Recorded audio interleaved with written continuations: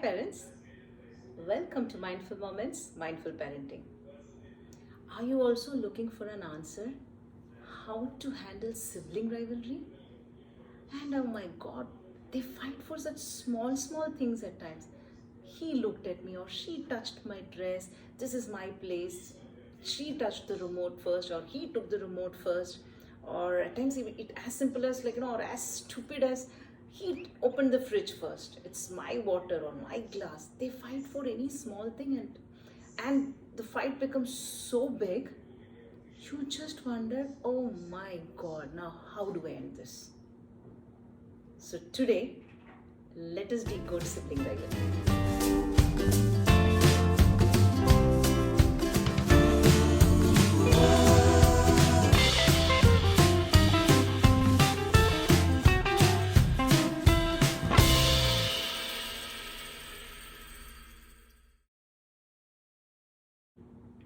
To decode sibling rivalry, first we must understand why the sibling rivalry is happening.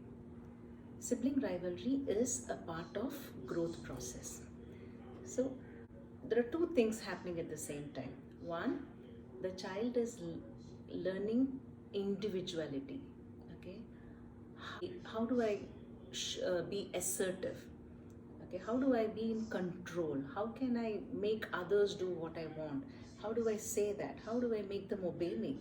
How do I confirm my position? Okay, that individuality.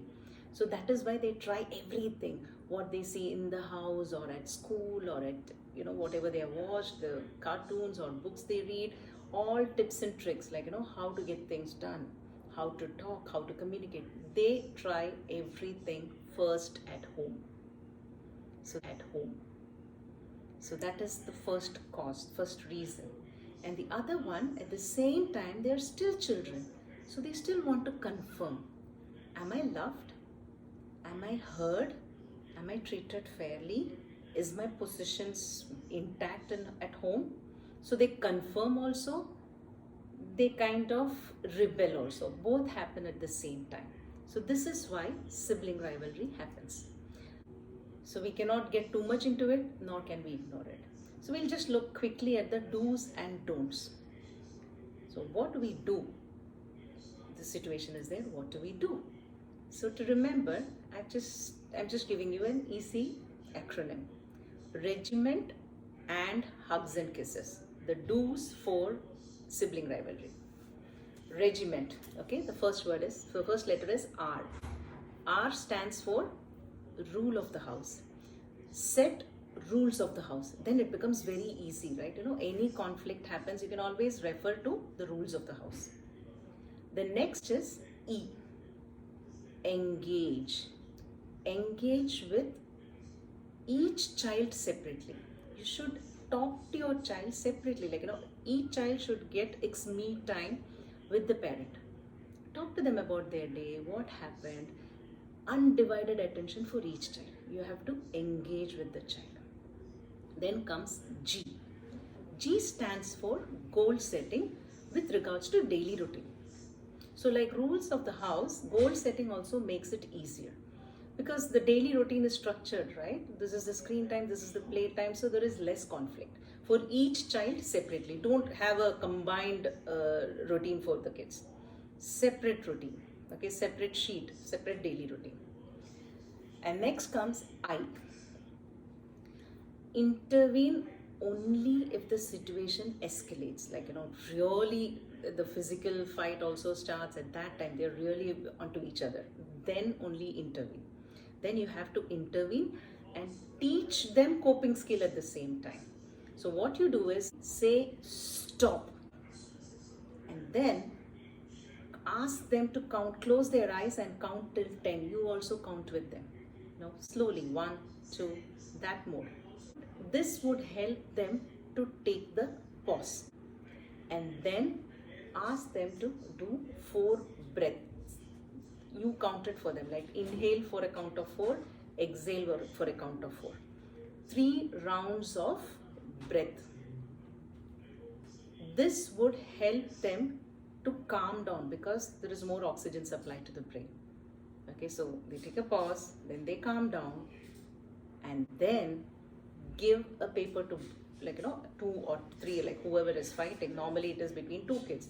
So give both your kids a piece of paper and a pen or pencil and ask them to write their answer for this question.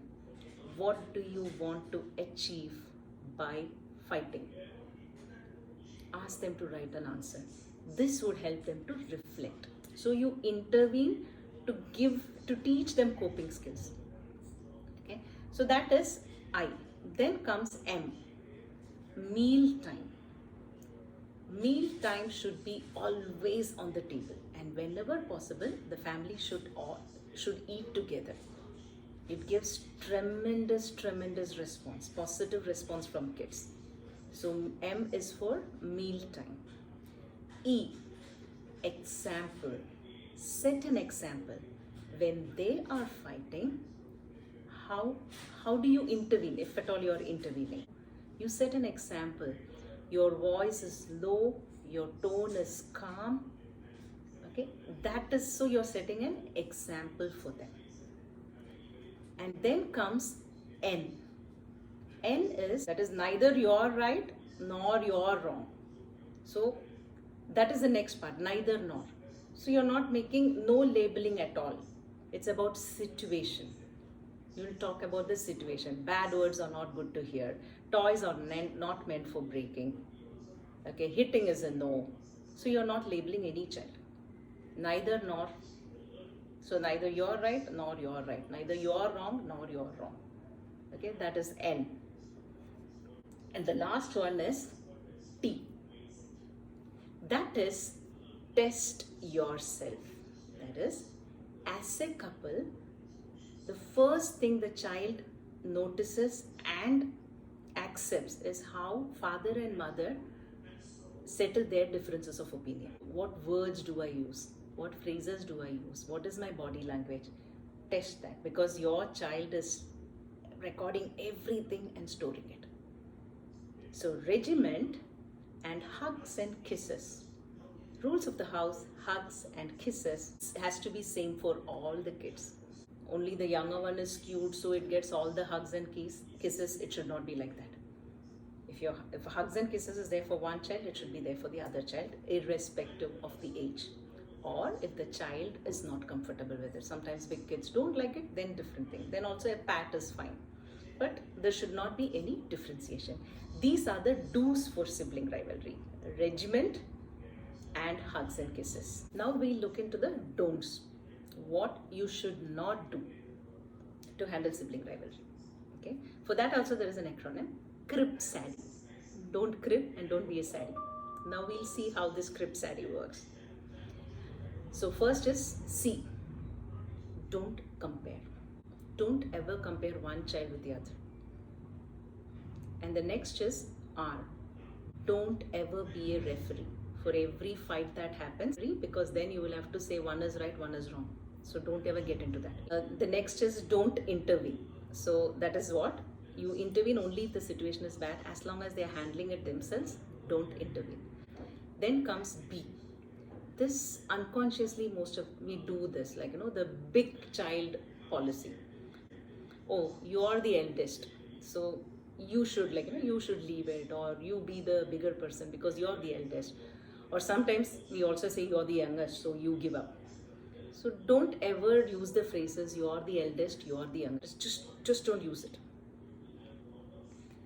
And also, like, if at all you're talking to the elder one and the younger child is seeking for attention, don't always give the excuse to the elder one, like, he's the younger, your brother or sister is very small, so let me just go and see, because then they are not getting undivided attention. So you have to plan the routine in such a way that when you're with your elder one, the younger one is not always disturbing you. So crib, so CRIB is over. Now saddy, S. Don't shout. And don't shout and use bad words or phrases even amongst a couple, or whether it is on the road, during the traffic. Sometimes somebody may break the traffic rule and you may just use a bad word. So consciously remember, like, your child is recording everything. It's storing, it's collecting words. So don't shout at anybody in general. The next is A. Avoid multitasking. Maybe you're cooking and your child comes and tells you something. Either you tell the child, just wait, I'll remember what you want to tell me. Let me just finish this, and then do go back to your child and listen to what it wants to say. Otherwise, stop cooking and listen to your child.